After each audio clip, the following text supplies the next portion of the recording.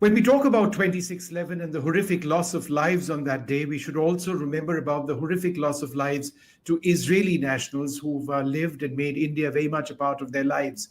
The attack in the Chabad house in Mumbai is something which has resulted in the loss of lives. It's something that we remember a great deal. The images of then Baby Moshe, saved by his Indian nanny, Sandra, who then became an Israeli national, a young person, now about 18 years of age, and being brought up, we are told, very well by his grandparents in Israel. We're joined by a very special guest now, Consul General Kobbi Shoshani. Thank you very much, sir, for being with us.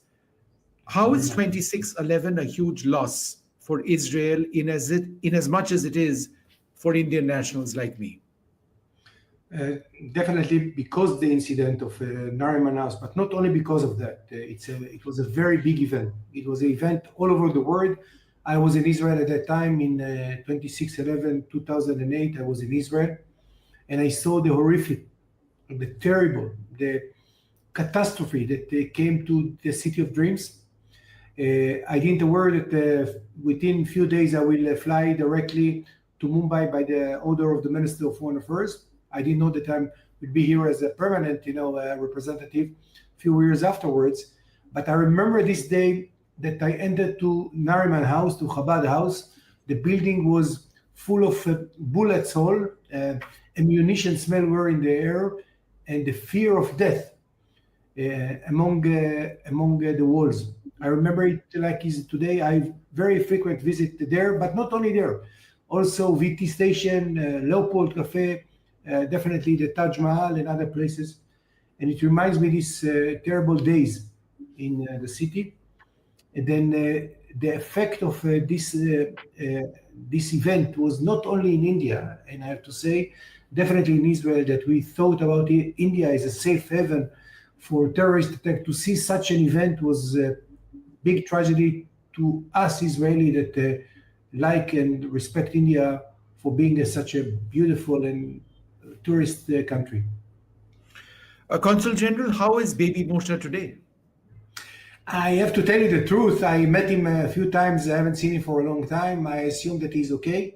I don't know him personally so good, but I understand that he's really appreciate India. I think that the Prime Minister met him several times. Also, he was participating in the inauguration of the last Knesset, the Israeli Parliament as well.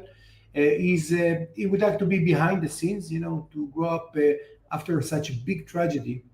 It's not an easy task to be, to live a normal life. And he's been brought up by his grandparents, right? That's right. I spoke to his grandfather. He's under his, he's a big boy right now. In Israel, the maturity come very early, and I hope that he will visit India soon. I hope so. I think that it's very important for us. It's very important for him, and I think it's also very important for India. Sandra, who was his nanny, saved his life, and she went on to become, and she is an Israeli national. Her role was immense on that day.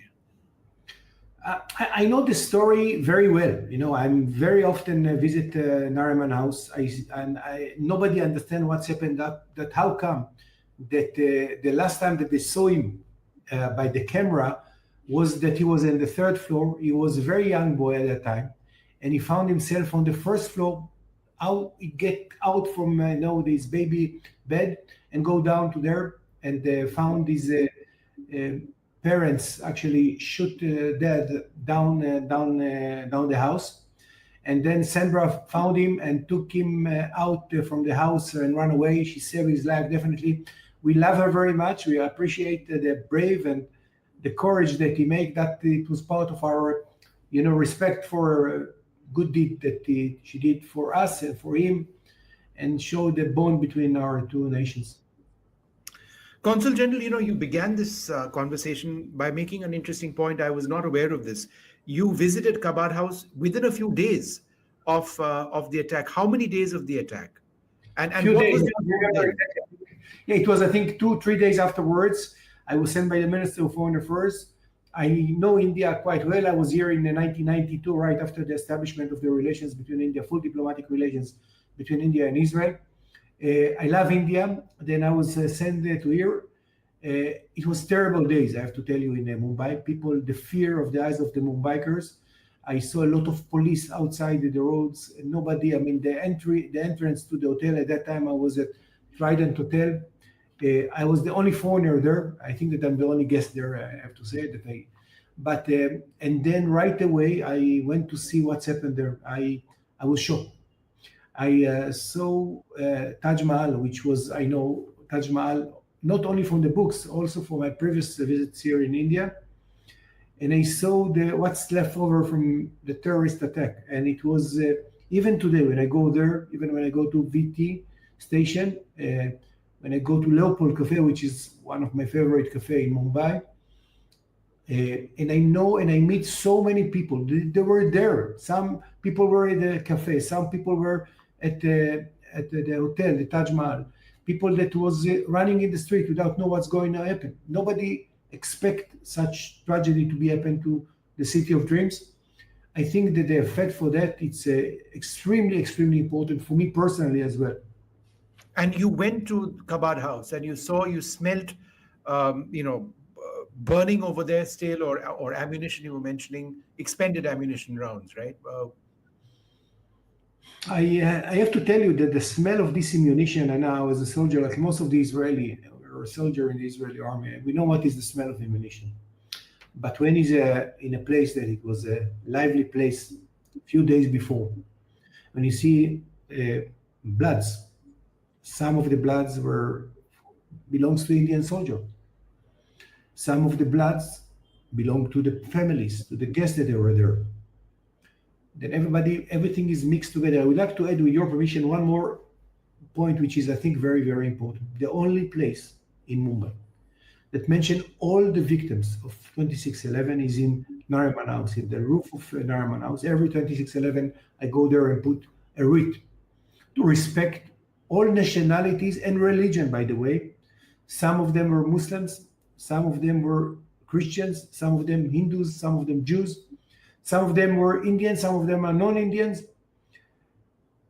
Terrorists, they are not have any distinction between blood. And I think what happened today, I think, is a closure of a circle or a beginning of a closing of the circle of these terrible days.